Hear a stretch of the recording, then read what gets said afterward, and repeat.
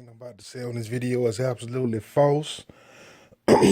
Nothing is based in truth. These are accounts from a fictional character by the name of Damn Fool because he feel like his life has been cursed. Man,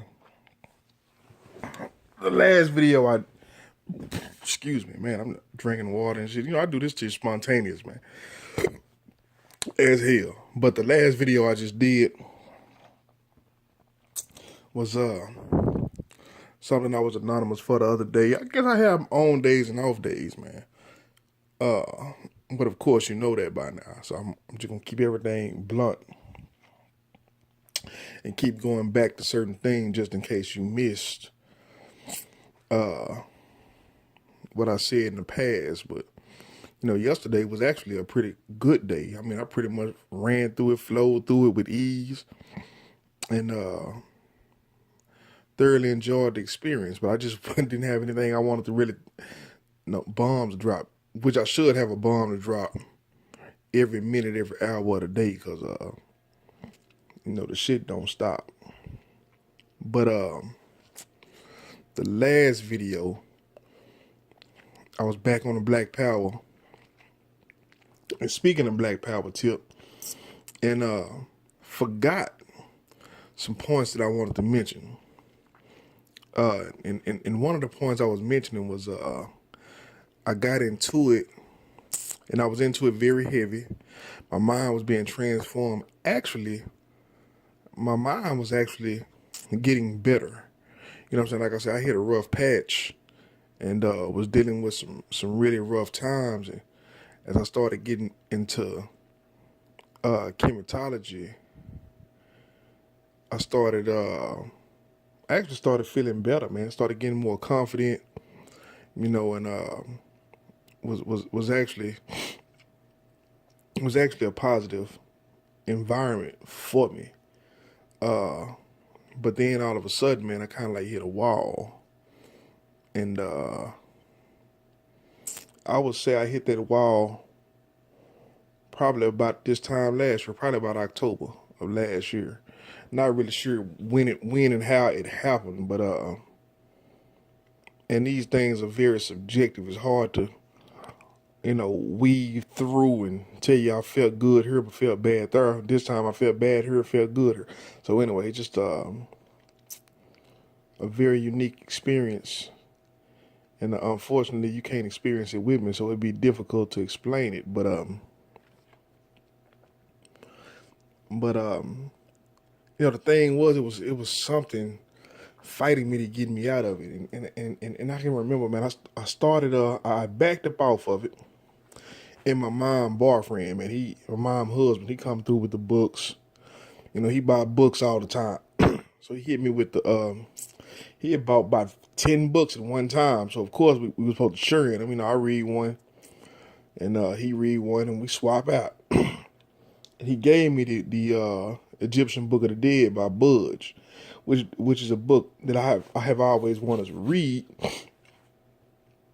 and just for the sake of it. I mean, it's one of the first things you learn when you get in chematology, but it's another thing to read the book, and there's actually two of them. I got the one by Budge, and man, I tell you, man, it was just a lot of negative energy coming through the media entities and stuff like that. Stuff that I have to show you, and even though not that the emotions are gone, I have good days. The emotions are not as high. And I can definitely see how I could probably try to blend these things in and try to show them to you, and you probably have a hard time seeing it. So I'm going to call it deciphering the metal knitter. You know what I'm saying? So, and maybe you'll catch hold to that in the future, who knows? But one of the points I was going to get at, and I forgot to mention in the last video, was I started noticing that, I was learning about things from a different perspective. I was learning from a different cat that worked for Homeland Security. You know what I'm saying? So the philosophy for me was, I feel like everybody was agents. You got to remember, I'm the damn fool, so I've been seeing a side of the industry that most people wasn't privy to seeing. So I figure everybody a fucking agent. So and I figure everything got a certain purpose. Even though I'm not the damn, I don't realize I'm the damn fool totally yet, but I see a little bit of what's going on. Basically, what I'm saying. So this cat here was dropping some bombs that was so heavy, man. It was some from an angle and a perspective I never heard it from. You know what I'm saying? And it was captivating, man. I could sit there and listen to the cat lecture for hours. And but being that I went through his circuit, it was almost like it was forbidden. You understand what I'm saying? Like I learned from the wrong person. See, people telling me, hey man, well, people ain't telling me what I'm hearing through the grapevine about this cat being an agent and woo woo woo woo woo. And I'm like, well, if a dude an agent and he worked for Homeland Security, and I can compare this motherfucking information with everybody else's information, then that's who I would rather get my information from. I mean, it got to be a positive point getting information from somebody from where the information is, and maybe this is a tool to help you for things that coming up and coming. So I'm gonna explain something to you before I get out the subject.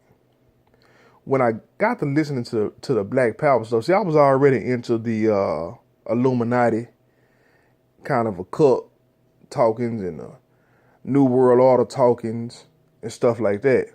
So you get when you hear a cat that's as dynamic as this and had a whole layout, a whole structure, a whole I guess you can call curriculum. You know what I'm saying? That you can follow to a T, and you almost feel like, okay, this is inside information on how to vote, who to vote for, and different things. You know, different ways to gauge the climate. And I'm gonna tell you something. Had it not been for those videos, my eyes wouldn't be as open as they are. You know what I'm saying? So of course, when the bad luck hit, I felt like that was the program designer of this matrix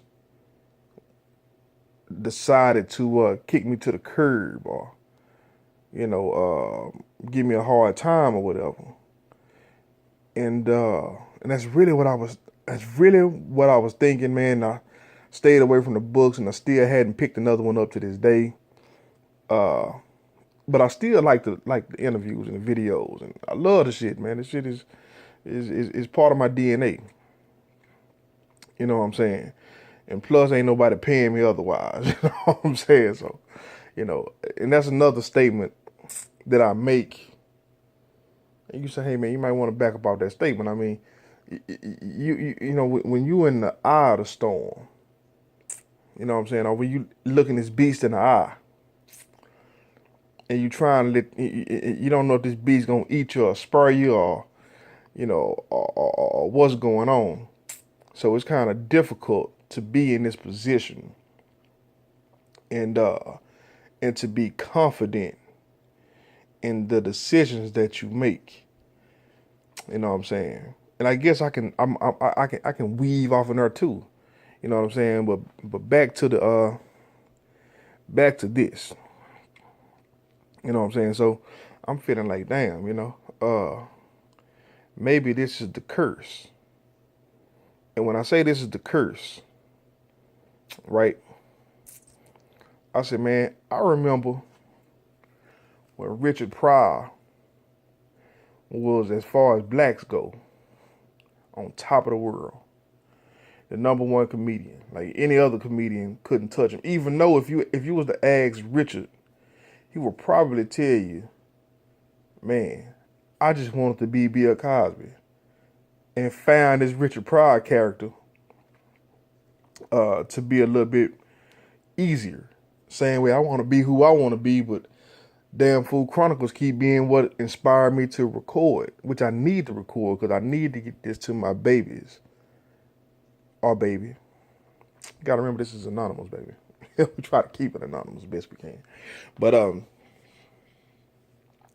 Richard Pryor was the man, but when he went to Africa, he said he went to Africa and he didn't see no niggas. You know what I'm saying? And he said when he come back, he ain't gonna say nigga no more. And I mean, I should do research before I talk, but this is right off the top of the dome. But just putting it together, it seemed like after that is when his downfall became. You know what I'm saying? Muhammad Ali. He was the greatest. You know what I'm saying?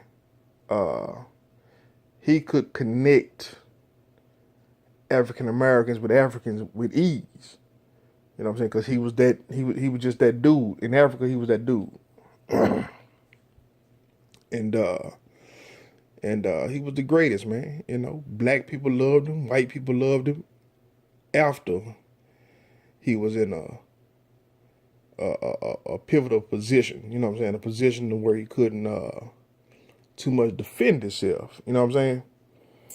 And then now they parade him around, you know, show him off. He's shaking all over the place, and people calling him the champ and calling him the greatest. And you know, when you have virgin eyes, you say, "Hey, man, that's honorable." You know what I'm saying?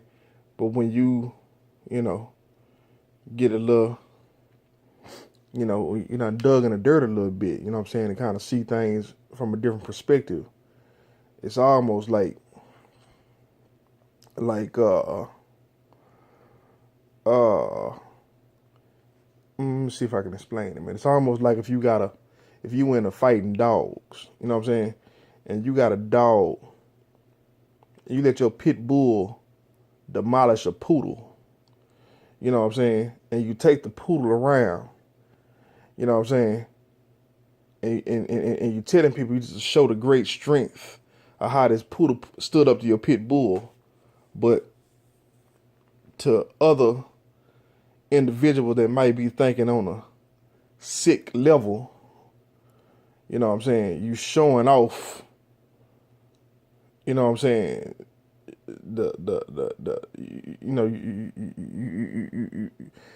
you showing what the pit bull was able to do to the poodle, even though the poodle never stood a chance. You know what I'm saying? You know, so it's almost like, you know, hey man, this nigga was our enemy, but he fought tooth and nail to the very end. And let's show the world what we do to the greatest. You know what I'm saying? You can be the greatest, but you can't be the greatest. You know, so it's almost like a mental, you know, note that when I think of Muhammad Ali, I think of Africa, and I think of the wheelchair. I think of Richard Pryor, I think of Africa, I think of the wheelchair. I think of Malcolm X. He go to Mecca, come back. I want to say Malcolm X, you know, went to Africa, but we're gonna keep it Mecca. So it may be a different little thing. But Khalid Muhammad went to Africa, started preaching the you know, the Kemet talk, and was in Africa, Pan-Africanist, and he came up short, even though, you know, Khalid was running a race with destiny, man, when you look at how he was moving and everything. So the point that I'm trying to make, you know what I'm saying, if it ain't clear enough, because, you know, of course, Dave Chappelle still doing good, but even Dave Chappelle, after Dave Chappelle went to Africa, it's like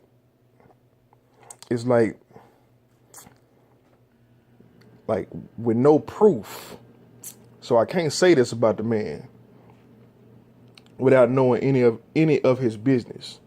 But let me explain something to you. Dave Chappelle don't need no goddamn Hollywood. once he left and left the show as a free man, Dave Chappelle should be able to do shows anywhere. Dave Chappelle would have the biggest YouTube channel on earth, just doing videos and just talking and doing interviews. But for some reason, it's almost like the brother is silenced. Like you can't even bring phones to his shows. You understand what I'm saying? So it's small details that I would notice about the Africa thing. At the same time, I'm dealing with my own personal issues.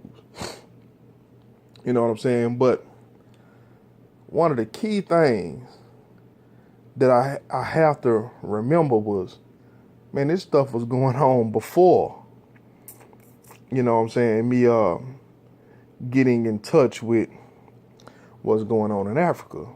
So maybe it's a different reason, you know what I'm saying, altogether for me going through what I'm going through, right?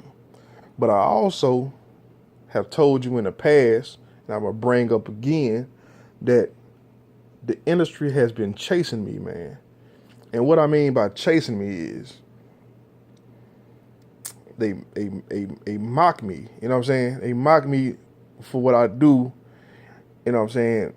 I have been hit with, I don't know how many or how much or how it works, but weapons that have impeded my progress intellectually and as well as artistically, to the point where I can't compete.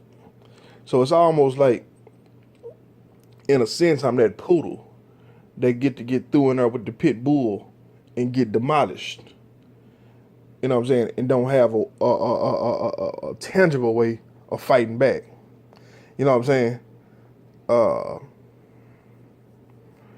And so with that being said, the industry chasing me. Now, I can vaguely remember around this time when all this stuff was happening, right? In the event of these deaths, just when you would think that people finna get up in arms and finna make unity videos and, you know, instead of pointing guns at each other, start pointing guns at police, bitch, we gonna be on your street, and, you know, I mean, stuff that niggas would have did in the 90s. In the 90s, oh no, brother, this wouldn't have went down at all. You know what I'm saying? It's just to let you know what the climate is like now. You know what I'm saying? And we're going to get into this. This is the stuff I wanted to get into the podcast. We're going to talk about it. But anyway, the temperature was, people was like the day after something big would happen. Like I think, if I'm not mistaken, I want to say the George Zimmerman verdict. You know what I'm saying? Everybody did a ice bucket challenge for MLS, right? And it was like a trend. It was like everybody was doing it, and so just so happened that every black people don't even, you know, you look at it, right? You say, hey man, since y'all hot about the Zimmerman trial, you know what I'm saying? Throw the bucket of ice on your head. You understand what I'm saying? That's how I'm looking at it. I'm not knowing how everybody else looking at it, but that's how it's appearing to me. So I was like, wow. You know what I'm saying? The people ain't really speaking much about this, but they find the time to do MLS challenges. Interesting. And then the Mike Brown thing happened, and you know, you thinking people finna start saying, hey man, this racial stuff gotta quit, and you know, finna start getting in the face of the reporters and the whites that's with the power, and before they could get confidence about, you know, being in a position that they're in while stuff is happening, being insensitive, they came up with a hands up, don't shoot for the Mike Brown deal. And so I'm really looking at this like, man, this is so unnatural. You know what I'm saying? Especially for our community. But our people are so inundated with Facebook, with social media, that if the stars aren't doing anything about it, they don't do anything about it. In the process of that, man, it's like a influx of this new genre called mumble rap. You know what I'm saying? I'm not into it. I couldn't tell you nothing about it. I can't criticize it. I don't really listen to it. But I did hear a cipher, where guys got on there, man, and they was our mainstream hitters, and what they did was it was but they got paid to do it. But it was lousy, man. It was terrible. You know what I'm saying? And the white guys was really spitting. And sometimes you look up now and you say, hey man, what's dude named Lil Dicky spit? Or Logic. Logic be spitting. And it's like, yeah, they be spitting, but it's a lot of people be spitting, man. It's the fact that a lot of stuff is shit. Not to knock. Don't get it twisted at all. It ain't to knock what it is they do, because they are good at what they do. But when you realize that, the stuff that's getting promoted is so different. You understand what I'm saying? That it creates a lane. You know what I'm saying? So it's almost like we being forced and funneled into stereotypes. You know what I'm saying? Which I feel like the damn fool have been.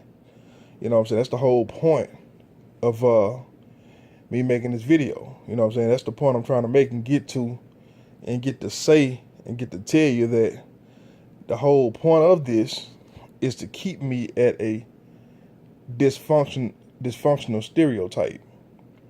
I don't want to buy into it. I mean, I'm not buying into it.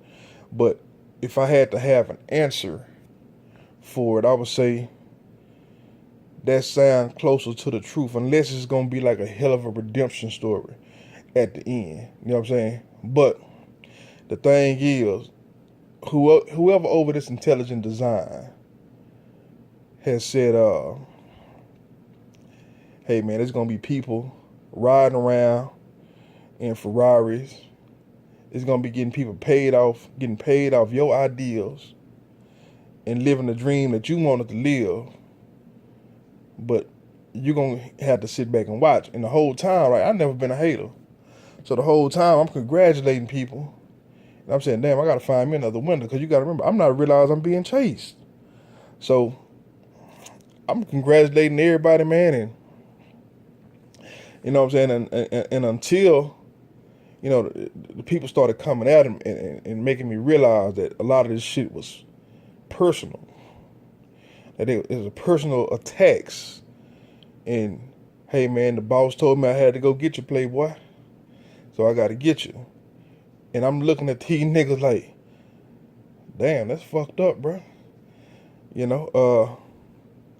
mean, there ain't much I can say. You know what I'm saying? Ain't much I can say about it. I mean, but it hurts, man. It hurts.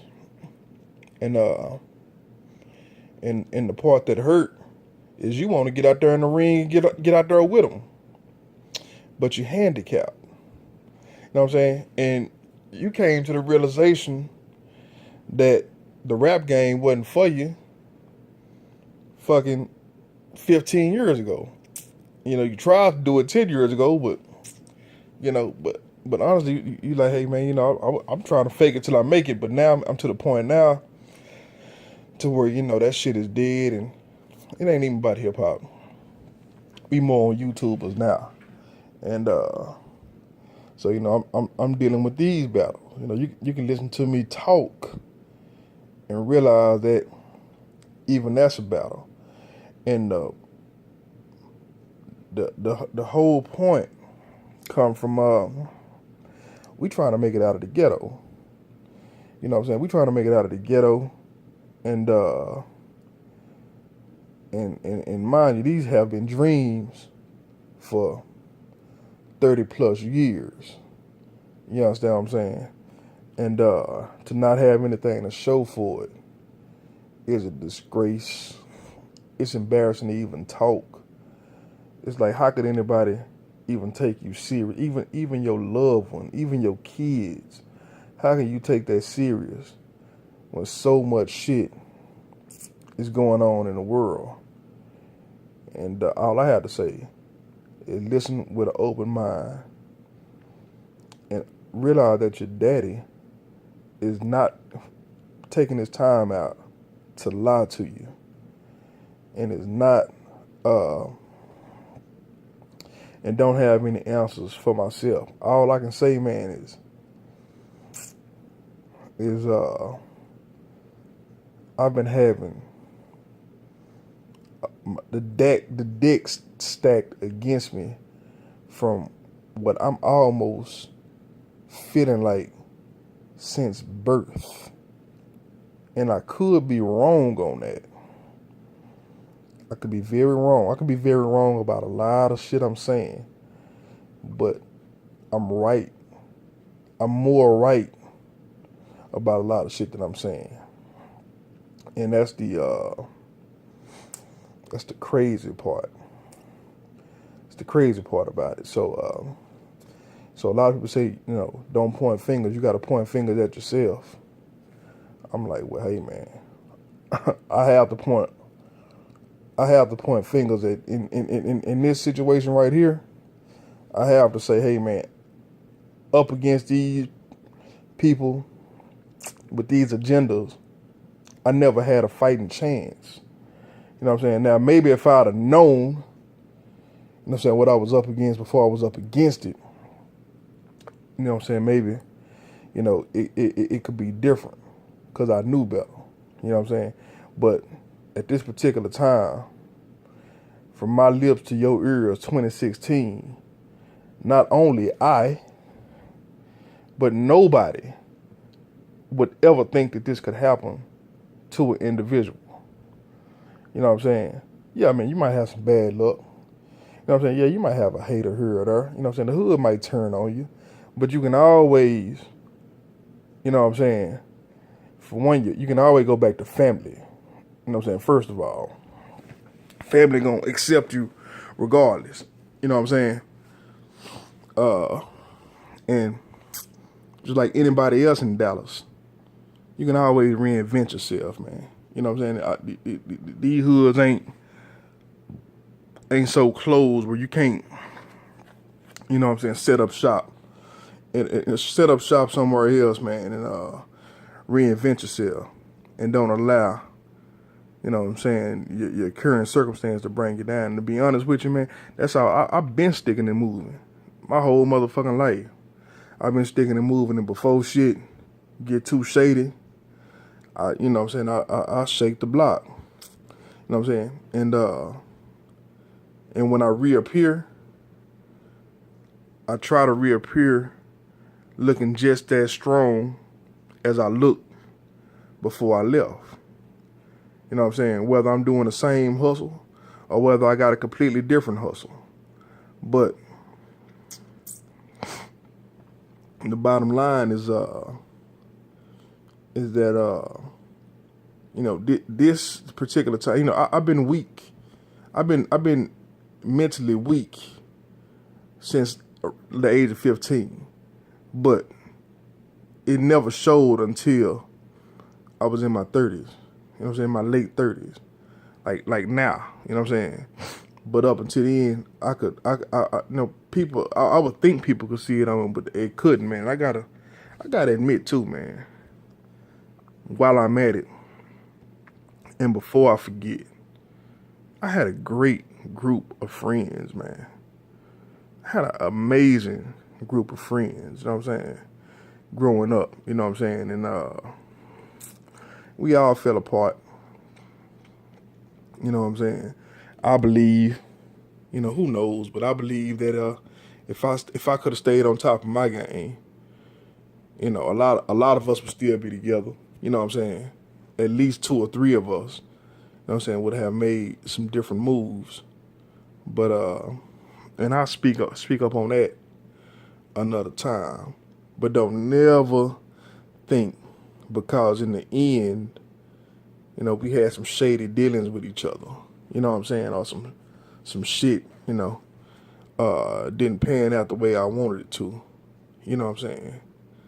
Man, growing up, man, there was some down by law cats. And just up until the end of demise, if it came down between my well-being and some money, hey man, you heard the Chronicles, so you heard what I'm telling you. I mean, literally. And like I say, Mom, man, she's an amazing woman, down with me, all the way through and through to the end. But I mean, give me anything I want. Shirt off her back. You know what I mean? Shit like that you can't overlook. You know what I'm saying? You can't just just talk this shit and leave people with the impression that you have a reason to be ungrateful, which you do. I don't get it twisted. You know what I'm saying? If the things I'm saying in these chronicles are true, yeah, you can be ungrateful, but you have to tip your hat and say these people have played some amazing roles in your life. It's a crazy, crazy world. You know what I'm saying? It's a crazy matrix. So anyway, I think I ran over this bitch. Probably don't. Sometimes these motherfuckers stop and start over on their own. So, but yeah, man, let me think about it, man. I didn't even hit damn point I came on this motherfucker to hit, but anyway, damn fool out.